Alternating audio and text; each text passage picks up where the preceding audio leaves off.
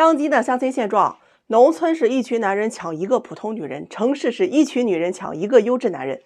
农村呢是女人带着孩子照样嫁，城市是女人带着房子也难嫁。农村是光棍一大片，城市是剩女一大堆啊。找对象呀，最大的悲哀呀，就是总想找自己配不上的人。有一个姑娘来找对象啊，今年29岁，大专学历，商场做销售的，一年能赚个6、7万，身高160啊，长相也就5、6分。她来找对象呀，说自己的要求不高啊，想找一个合得来的男人。我问她具体的择偶要求，她支支吾吾的说呀，没什么要求，主要就是看人吧，只要人好有房子就行。那这要求啊确实不算高啊，符合要求的不在少数。我问她28岁，大专房产销售，小伙子长得很阳光帅气，考虑吗？她问一年赚多少钱，我说一年在10万上下。她听完摇摇头就说呀，不行，不够养家的，有工资高点的吗？有一位31岁的男士开了一家小饭店啊，赚的还行，一年20万左右，人好也踏实。他一听啊就说这钱赚的还可以，但这工作不太好，开饭店肯定很累吧，起早贪黑的，有没有工作好一些的？我忍了忍说呀，有一位29岁的小伙子，身高170，长得也很阳光，程序员，年薪在20个左右，有车有房。他一听就说不行，个子太矮了，有个子高点的吗？听完我是直接就问他呀，你明确点告诉我你要找什么样的行吧？他说33岁以内，未婚，身高180，年收入30万以上，学历本科，有房子，父母要求有退休的。我这一听，好家伙，你这要求也不少啊。我问他符合这些要求的你都可以认识是吧？他点点头说是。我说有位男士啊，33岁，未婚，做电商，一年30、50个，也有房子，还没有贷款，父母有退休，你考虑吗？他听了之后反问我呀，条件这么好，怎么还单身啊？我说这个男士啊，他长得丑一点啊，脸大，不太好找。这姑娘一听啊，丝毫不带犹豫的说不行，想要找个阳光帅气的，毕竟得为后代考虑。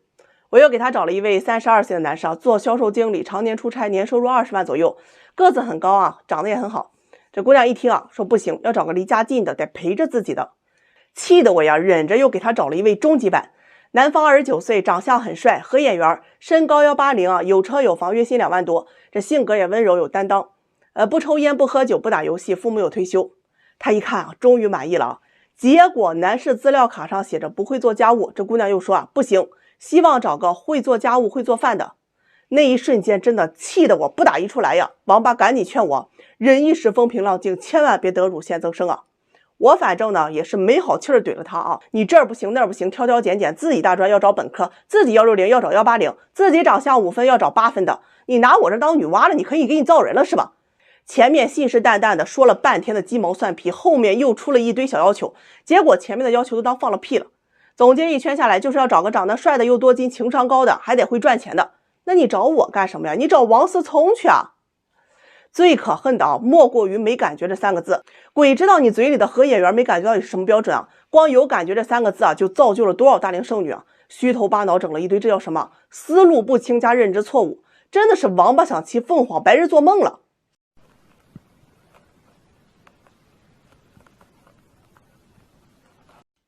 今天上午，一位38岁的大姑娘来找对象啊，要爱情要物质，列出了8条择偶要求，惊天地泣我门口的那刺猬啊！姑娘身高165啊，身材匀称，气质挺好，比同龄人啊显得年轻一点。她来了之后啊，人家也是丝毫不墨迹啊，先说自己择偶要求，问我有没有合适的，如果没有的话，就不浪费时间了。然后她就开始说呀，哔哩哔哩一大串啊，年龄小5岁以内，这个身高175以上，学历硕士以上，工作体面。年收入不能低于20万，医生和公务员优先考虑，市中心有房130平以上，还得全款，独生子，父母城市户口，有退休有存款。又补充了一句啊，情商高，会哄女人开心的。他说完这些条件，哎呀，我都觉得我顿时找不着东南西北了呀。他说呢，这些条件啊，不需要全部满足，只需要同时满足6个条件就可以安排时间去见面。这口气啊，我直接是揍了门口刺猬一顿啊，看门没给我看好啊。当然呢，我也是发自肺腑的佩服啊，这是少有的人才啊。做人呢，咱还是务实一点，你不要太依赖别人，靠自己也不是不行啊。你看我在拼多多最近搞活动啊，1块钱我就抢到了2023元的恋爱津贴，直接打款到我的账户，完全没有提现门槛，而且还不用拉人头。这次是真的靠自己啊，是撸到了大羊毛。这下出去啊，吃吃喝喝呀，或者旅个游啊，真的美得很。有机会咱就抢，活动链接啊，给你放到视频下方了，能看到链接啊，就说明钱还有，赶紧冲。那过了这个村啊，可就没这个店了。我问他有房没有，他说没有，男人有就可以。有存款没有？他说有2万现金，外加信用卡额度9万就可以用。这话一出啊，整得我哭笑不得。那我有钱。有车没有？他说有一辆二手代步车啊，市场价值2万。有学历没有？函授本科，目前正在提升学历啊，准备考在职研究生。问他父母做什么？他说在老家镇上做早餐生意的。那有退休养老保障没有？他说有农村合作医疗啊，交的是最高档，有养老退休，每年交1000啊，这60周岁之后可以领钱。是独生的吗？有一个哥哥和妹妹啊，都已经成家。听完这些条件，我问他，我说你这条件哪来的底气啊？要找满足你6个要求的男人。他说前男友比他小了6岁啊，有车有房，1年50多万，工作体面，那家庭条件也很好。自己再找呀，不能找低于这个的，要不没有面子。我问他，那你们怎么没结婚呢？他说男方情商不够啊，分手了。他是要看情商的，会处理两性关系，能对他好，哄他开心。如果只是条件合适，对他又不好，他宁可不嫁呀，也不将就。我的娘啊，真的符合条件的都难找，还得要会哄人的。听完我说我帮不到你啊，这种男人我都没见过几个。你要是25、6岁，芳华正茂的，满脸胶原蛋白，能激发男人雄性荷尔蒙的年岁啊，或许还有机会。现在要啥啥没有，还幻想着白马王子1.8米的身高，20岁的年龄，那长得像胡歌，多金像思聪的男人。哎呀，你还幻想一下，天上掉下一个男人啊，他是你的救世主，让你能够挺直胸膛，在所有人面前宣布，我终于等来了天底下最好的男人，从天上掉吧。没有自我认知啊，妄想是最可怕的，这种我是最帮不到的。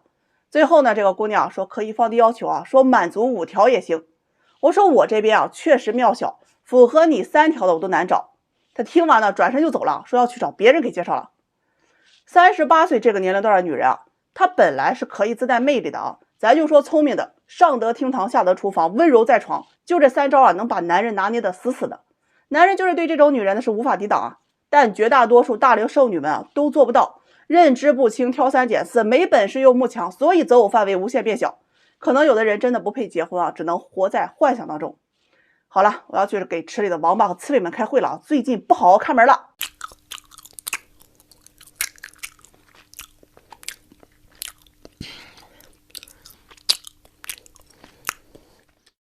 国考这2天要出成绩了啊，那8字没一撇呢。这牛还没上天，有人就搁那吹呀，我以后得要嫁给当官的呀。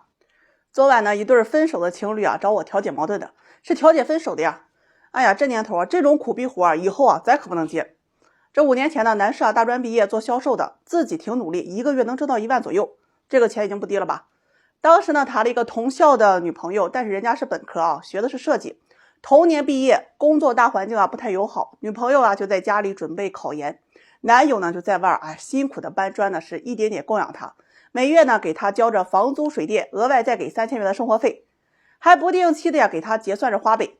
这1年后啊，女友顺利的考上了研究生，男友呢因为疫情啊这工作呀不好干，每个月呢也就2、3千的收入，但每个月依然会给女友打过去3000的生活费。去年的女友是硕士毕业啊，男士希望他能够找到一份工作安定下来，2个人呢可以早点结婚，被女友给直接拒绝，说要全力去考公务员。这男友心里可不放心啊，那供养你3年了，你还不得赶紧跟我结婚啊？这要是考上公务员，那万一把我踹了怎么办？于是啊，男友就提出啊可以考公，但是很希望2个人呢是先登记结婚。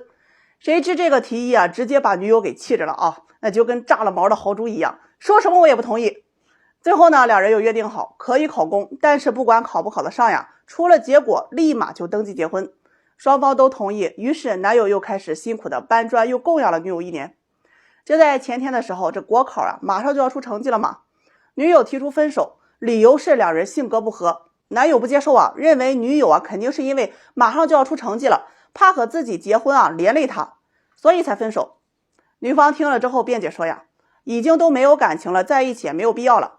男友听完情绪很激动啊，说2个人这将近6年的感情怎么可能说没就没了，自己还等着结婚呢。就这样2人的是你一言我一语啊，互相争执，哎呀把我夹在中间。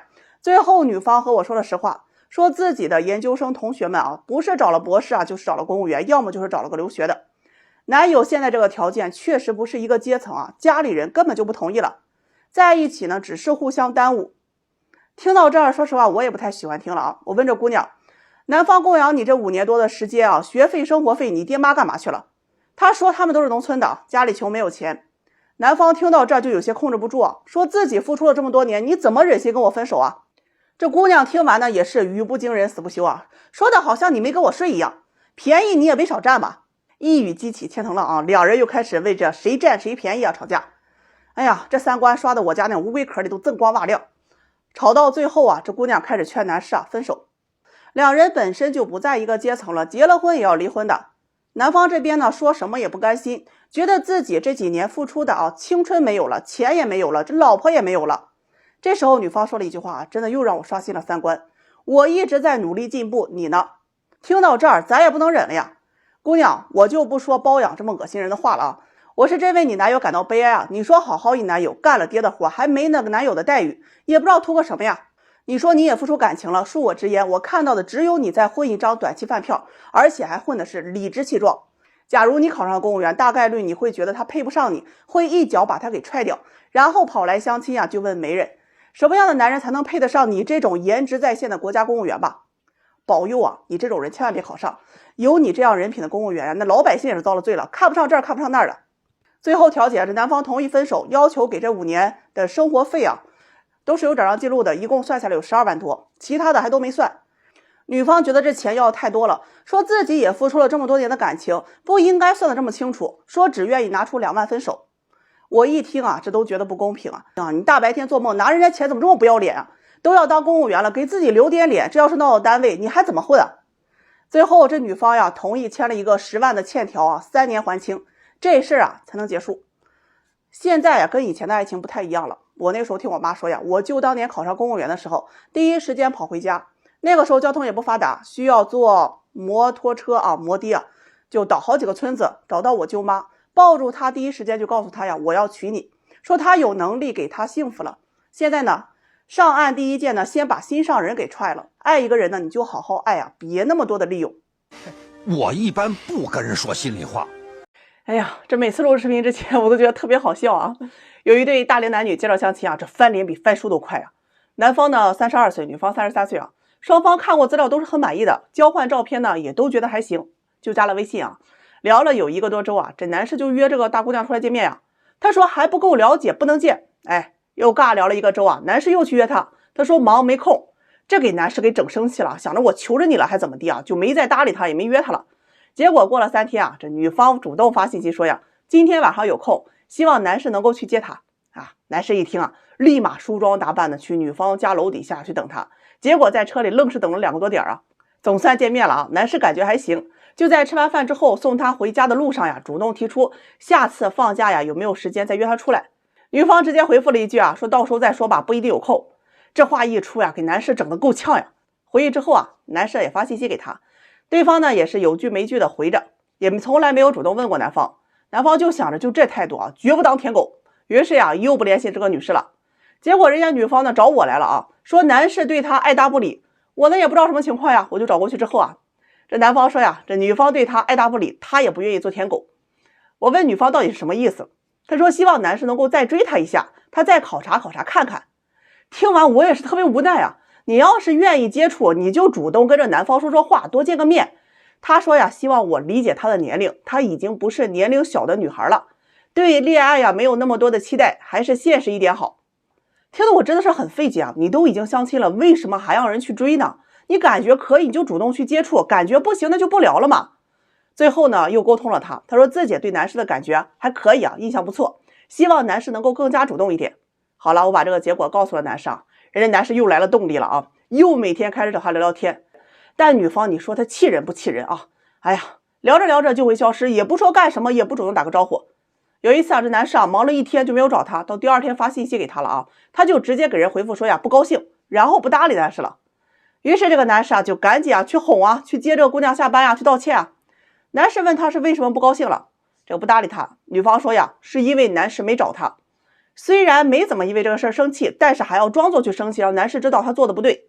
男士听着也特别无语啊，跟他说呀，你看咱俩之间这段时间聊天啊，你是动不动的就消失，我也没有不高兴吧。姑娘一听说你做错了，你就不要这样狡辩，接着呢头一扭又不说话了。哎呀，男士就想着啊，干脆别招惹他了，赶紧道歉。吃完饭之后送他回家呀，这一路上两人也没怎么搭理。哎，回家之后这姑娘就给男士发消息啊，说两人不太合适。男士又一脸懵啊，又问怎么了。这姑娘说，你没有注意到我刚才脸色不好吗？既然不会安慰我，那就别联系了。男士气的呀，就回复了一个好的。他又反问对方，你怎么答应的这么痛快？男士说，你都拒绝我了，我再死皮赖脸的就不合适了吧？当天晚上呢，他就把这个姑娘给删了。这姑娘气的呀，就过来找我要说法，听得我也是血压直拱啊。你们俩一共就见了2、3次面，又不是男女朋友关系，手都没有拉过，你天天回消息慢可以，对方一天没找你就撂脸子，你这么搞极限施压这一套，哪个男人能受得了呢？谁知这姑娘是油盐不进啊，给我来了句啊，我要是对他认真了，他是不会珍惜我的，他想娶我需要拿出最起码的态度吧。这战斗力真的直接给我干趴下来，我是服了。与其生气上火，不如出去大吃一顿啊！我就发现一个好东西，可以免费吃霸王餐。公众号上去搜索这个外卖蛋蛋，不仅可以吃霸王餐呢，还有免费的大额外卖红包可以领，美团饿了么都有，领了之后立马都能用。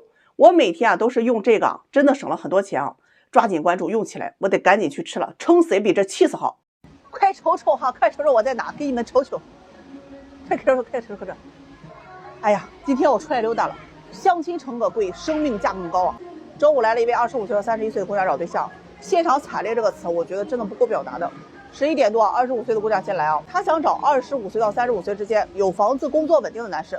我问她有房子有贷款可以吗？她说可以。这房子在郊区可以吗？她说可以。哎，聊着聊着啊，就来了一位31岁的姑娘，说自己下午赶时间上班呢，就想先沟通。那这个25岁的姑娘，人家也挺明事理的啊，就让她先谈。她说自己31岁，本科学历，有车有房，在事业单位上班，年薪10万左右啊。她要找的男士有车有房，车是 BBA 啊，房子要独立婚房加学区房，工作还得是铁饭碗公务员啊，年龄35岁以内未婚哦，还得比他大，年收入不能低于20万。然后啊，那身高、颜值、性格、后续等等一大堆，我的娘啊，真的太多了。还没等他说完呢，我就直接秒拒啊！我说我这边庙小，你要的佛太大啊！他听完就不愿意啊，说我是故意针对他，怎么那个女的就行，我就不行了？我学历比他高，工作比他好，年收入也比他强，怎么我就被拒绝了？这个年轻姑娘听见，可能人家也不太愿意啊，被拿过来比较，俩人就开始杠起来，话里话外啊，我比你小，我还没你那么多的要求。我一看这情况，赶紧劝开啊，一山不容二虎，尤其是两母啊。大龄这个姑娘呢也比较识趣啊，就不抬杠了，问我这要求很高吗？我的车是奔驰，那我要求 BBA 没有问题吧？父母给我买的房子虽然是公寓，但是全款，怎么就不能找条件好的呢？哎呀，我说一位男士身高180，收入20万，工作好，有车有房有户口，颜值还能打。不好意思，这样的男士啊，绝对会找年轻好看的姑娘的。那咱们看我视频的肯定有好多男孩子，对吧？那你们会觉得你们会找条件好大龄的，还是找这个哎呀水光瓦亮的啊这个年轻姑娘呢？他说不信，有很多优秀的男人都是看女方条件的。我问他，男人房子有贷款你接受吗？他说市里可以接受。我一听市中心房子贷款都要上百万了，你以为这钱是你动动嘴就有的吗？他说男人啊娶妻生子买房子不是很正常的吗？哎呦啊，姐妹儿，按照你的薪资标准啊，你省吃俭用啊，那不吃不喝吧也要几十年的，怎么就认为男人买房子容易，娶你就天经地义呢？多少211学子看着180万的首付，那哭着放弃梦想回到家乡。你以为为什么大城市相亲女多男少啊？男人啊看着安家成本直接就投降了，回老家了，你还期待着找人结婚解决那上百万的问题啊？他听完反驳我说我这是歧视，说他长这么大一直都是别人眼里的佼佼者，怎么就到我这里把他评价成一个商品一样？听完我也很无奈啊，在相亲这个市场上，你只要进入你就要接受现实的，没有人会照顾你的情绪，你确实是一个待评估的对象，你再有自尊和骄傲也没有用，你到最后都会变成一个被各种条件数据啊量化考核的对象，最后给出来你在这个市场上的最直接评分。大家都不讲究政治正确，对于女人最真实的情况就是你的生育价值、胶原蛋白和身材会随着年龄变大贬值，越是优秀的男人越喜欢漂亮的脸蛋和身材好的体型。我说30岁以后啊，你择偶只能选择妥协，有舍有得才是聪明人的做法，你不能什么都想要的。话还没说完，他头也不回啊，是拎包摔门就走。哎呦，我的肝就疼啊，我心疼我的门呐，气得我呀！我老家的村里啊，那单身男人一大片，市里打工宿舍的男青年们也一大堆，你咋不找嘞？天天说自己优质，优不优质在婚恋市场上你喜欢男人说了算呀，我说了也不算。你的议价权随着年龄已经在变少了，如果你还是全部都想要，那你的结果就是剩着。婚恋市场是一个同性竞争的地方，你看着香的异性啊，别人看着也香啊，所以你喜欢的那个人没有选择你，那就是你在同性竞争当中啊失败了。这一条男女通用，做人呢得识时务者为俊杰，找对象同理。以后超过30岁的再这么异想天开的，我绝对不接待，刺猬得给我看好门，不然我早晚得去了，比那过山车飞的都要快。给你们讲一个很真实的故事啊。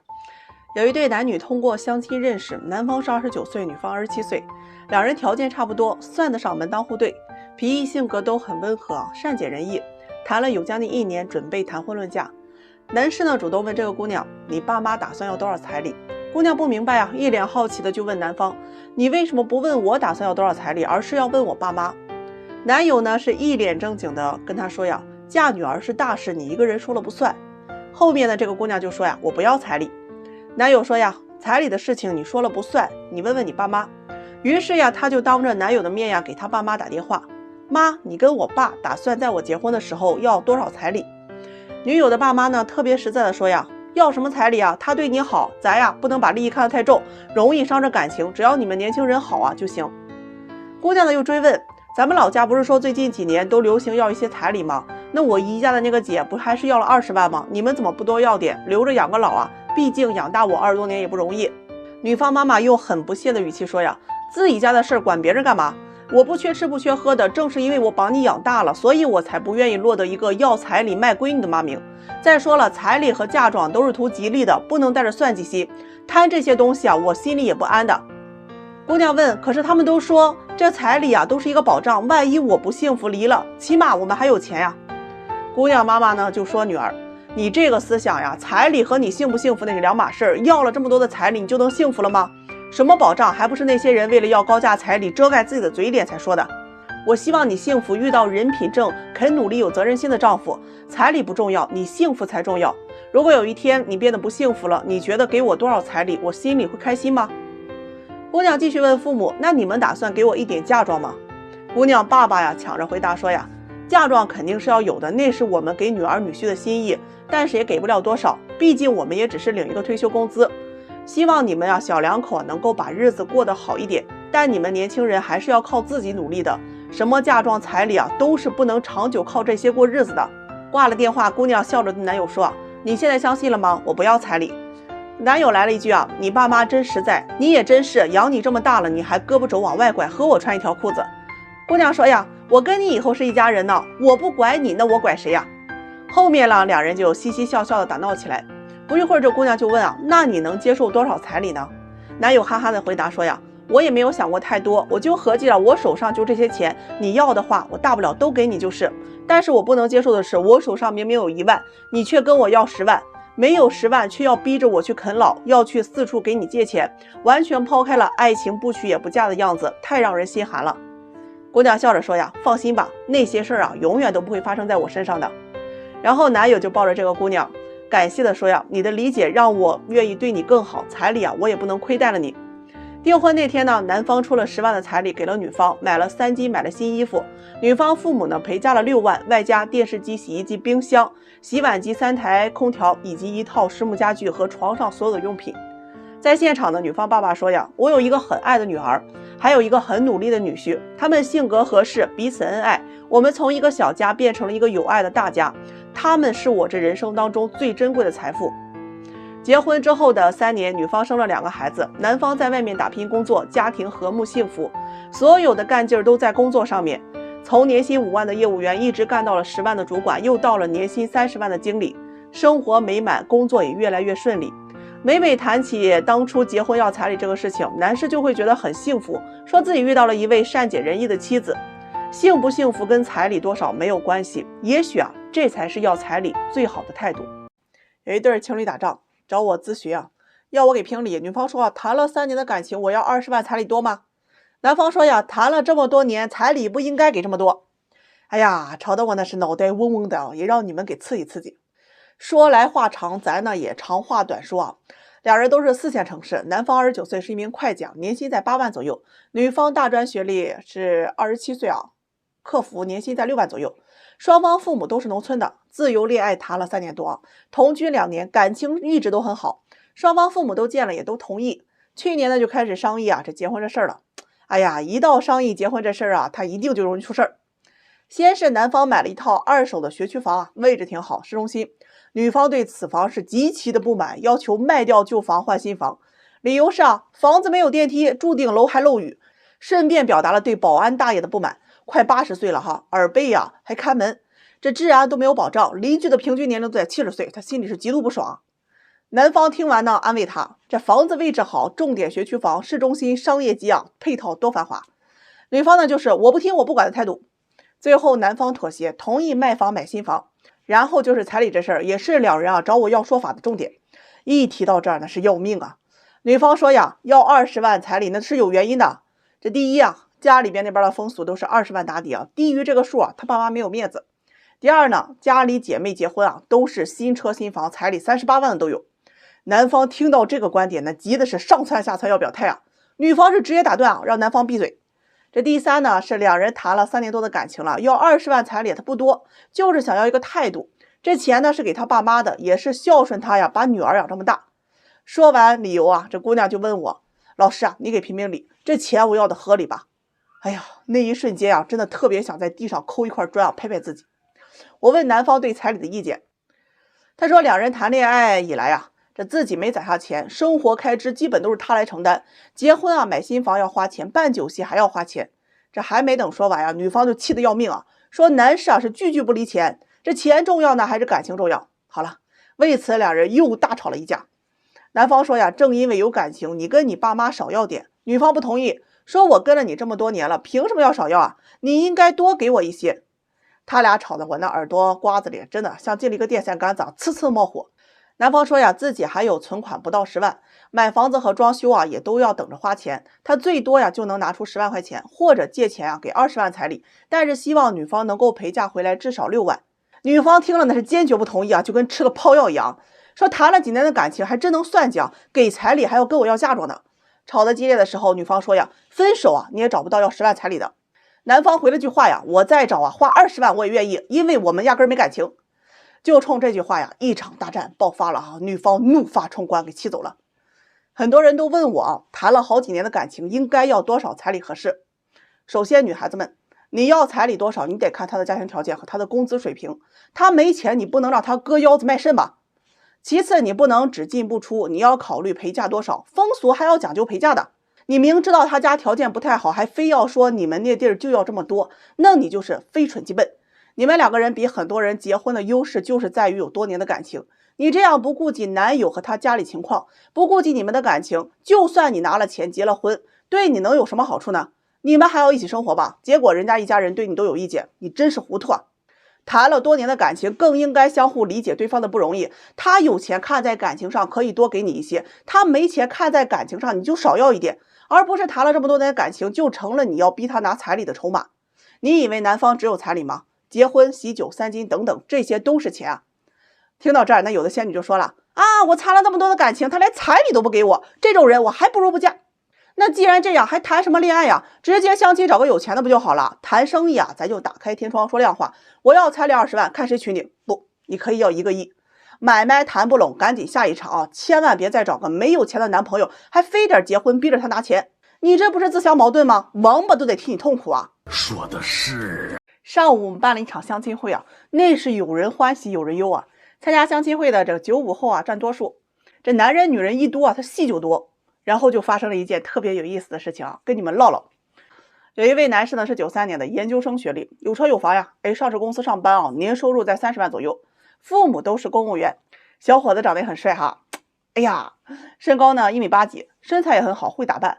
他是被女孩子们表白最多的，有大约得7、8位的姑娘喜欢他吧。不过我们这边啊是有游戏规则的，就是从里面这个筛选出自己中意的啊，最多3位。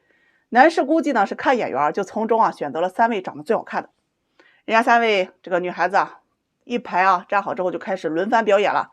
第一位女孩子啊介绍自己啊，说是97年的大专学历，学的护理专业，在医院工作，说自己啊是有耐心有爱心，喜欢跟老人生活在一起啊，也会照顾人。主持人就问她有没有其他的兴趣爱好之类的，这姑娘说有啊，喜欢跳舞，然后表示啊愿意给男士啊跳1次舞。舞呢是霹雳舞啊，效果怎么样咱就不说了，反正呢是给男士尬的一激灵啊。后面的男士就问这个姑娘啊，她期待什么样的婚姻生活？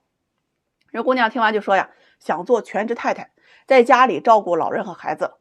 男士听完呢也算满意的点点头啊，然后就到了第2位女士了。人这姑娘可厉害了啊，94年的本科学历，17岁上大学，21岁毕业，去了电视台就做导演啊，从导演转行做了广告。25岁啊，成功拿到了第1桶金100万，然后买车买房啊，后面人生开挂了。加入了海参行业，开了3家店，现在29岁就已经轻轻松松实现年入50万了。人姑娘介绍完之后和男士很霸气的说呀，我看上你了，你跟我走，管你衣食无忧。这把男士给撩的那是合不拢嘴啊。然后这姑娘就补充说呀，自己不会跳舞，但可以为男士来唱一首歌，漂洋过海来看你。这唱完之后哎呀，我也不评价了，毕竟咱唱歌也不咋地。人姑娘也表示说知道不咋地，但是她呢也不想输给别人也想为男士做点什么。这男士就反过来问这姑娘看上他什么了。姑娘性格特别爽快你长得帅有学历，条件又好，我还能看上你啥呀？反正这些我都看上了。男士听完笑的那是哈哈的这就到了第3位姑娘，明显性格就有些小家碧玉那种感觉。96年的，说自己在事业单位上班没车没房，父母在农村，这家里有几亩地，这哥哥在外地打工等等。他说自己喜欢一家3口安稳的生活，互相喜欢互相理解的过一辈子。男士听完呢也是蛮认可的，点点头问女孩子怎么看待婆媳关系。人姑娘就说自己不想和婆婆生活在一起，这样可以减少这个直接接触的矛盾。如果出了矛盾呢，也知道去沟通解决，不会让男士在中间为难的。主持人听完呢，也夸这个女孩子性格比较温和转身问男士喜欢哪一位可以直接去牵女孩子的手。台下好多男士大家都在起哄说要选第3位，但最后这个男士是直接走到了第2位身边，说自己很欣赏女方的性格和努力上进，很想认识她。这个时候呢，出了一个小插曲这毕竟女人多了，这个戏也多这第1位姑娘就问男士为什么不喜欢自己。男士很尴尬的表示说只是没有感觉。姑娘就有些不愿意说希望加男士的微信再了解一下。主持人一听那赶紧圆场让那个女士下了台，然后就恭喜2位是成功牵手。反正这个相亲会现场一共牵手了2对，有人欢喜有人忧你看这男女一多，戏是不是就多？我很想问你们如果是你会选择第几位？千万别跟我说我都喜欢，这可咋整？真的，我这个脑子现在梦梦的一片一片全是星星，真的。